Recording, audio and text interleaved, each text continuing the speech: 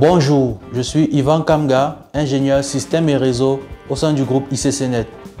Aujourd'hui, nous allons parler des IPS, mis pour Intrusion Prevention System.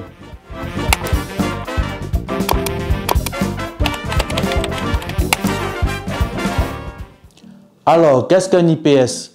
Un système de prévention des intrusions est un système de sécurité qui permet de détecter les menaces et de prendre des mesures nécessaires pour empêcher qu'elles n'affectent le réseau. Le principe de fonctionnement des IPS est très simple. Il va minutieusement scruter le réseau et analyser chaque paquet qui y circule pour récupérer des informations dessus et voir si ce paquet est légitime ou pas. Dans le cas où le paquet n'est pas légitime, il peut bloquer la session. En d'autres termes, il va bloquer l'adresse IP source de la menace ou les comptes d'utilisateurs fautifs pour empêcher que la menace ne puisse affecter le système. Il peut reconfigurer le firewall pour empêcher que la menace ne se représente. Ou alors, il peut supprimer le contenu du paquet dans le cas où il est infecté ou contient des virus.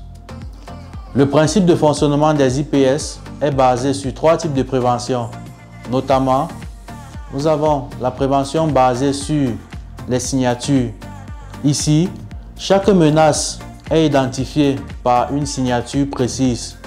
Et lorsque l'IPS reçoit des paquets, il va analyser la signature de ces paquets et voir si elle ne correspond pas à l'une des signatures qu'il a dans sa base de connaissances des menaces. Et si c'est le cas, alors il va supprimer le paquet ou alors le bloquer pour qu'il ne puisse pas nuire au réseau. Ensuite, nous avons la prévention basée sur les anomalies. Ici, l'IPS va scruter le réseau pour détecter la moindre anomalie ou le moindre trafic inattendu et va prendre des mesures nécessaires pour empêcher que l'autre cible ne soit accessible par cette menace. Et enfin, nous avons la prévention basée sur les politiques. Ici, il est nécessaire pour les administrateurs de définir au préalable les différentes politiques de sécurité que les IPS utiliseront plus tard pour identifier le trafic malveillant et ainsi prendre les mesures nécessaires en fonction de ce qui a été défini par les administrateurs pour bloquer ce trafic.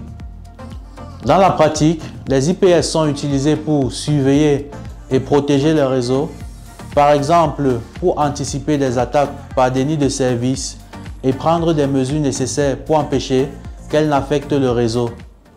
Nous sommes arrivés au terme de notre présentation et nous vous remercions pour votre attention. N'hésitez surtout pas à laisser des commentaires, à partager, à liker et à vous abonner. À la prochaine!